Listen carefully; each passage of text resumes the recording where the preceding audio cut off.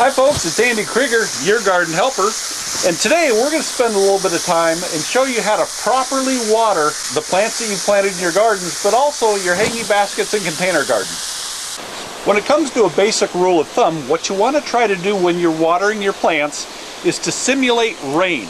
Mother Nature does a really good job of having rain come out nice and even so the plant doesn't get damaged by blowing around a lot, and the soil has a chance to soak it up. So the number one rule of thumb is to always try to simulate a nice even rain.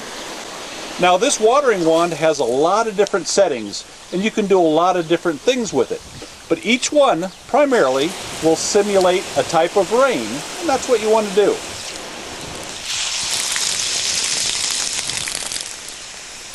Now when it comes to basic tools that you will need or that you can use, as we showed you earlier, this is a watering wand. We also have sprinklers. Each tool will have a different purpose. A watering wand is good for overhead watering of hanging baskets, containers, but for a garden, if you have a large garden, a sprinkler works real well where you can sink it in to the ground and let it turn on for a long time. So this is one type, this is another type that a lot of people are very familiar with.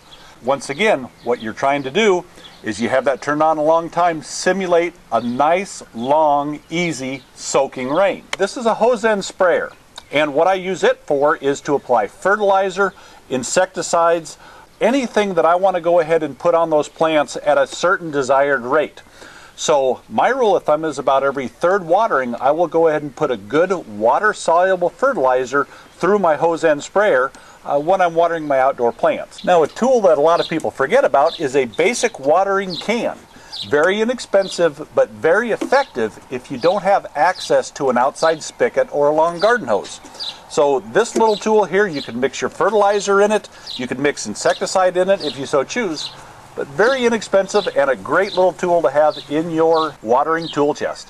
Now a way to tell whether or not your plant needs water is to look at it.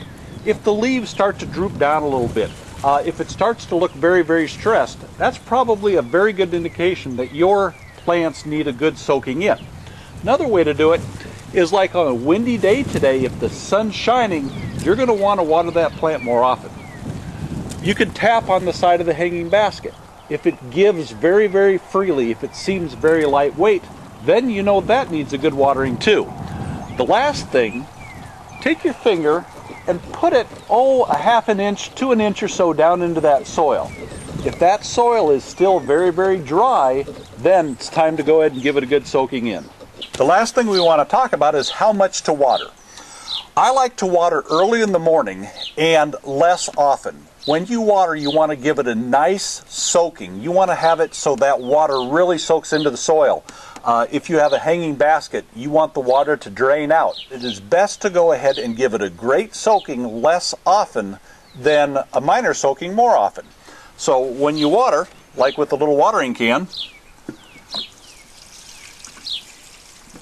we really give it a good soaking until I can hear it drain out of the bottom. That's the sound I'm looking for there. Once again, twice a day if it's really hot, but it really doesn't matter as long as you let that water soak right in through the soil, let those roots really absorb that in, and you'll have great garden success. So until next time, Andy Krieger, your garden helper, reminding you, when you grow it, you know it.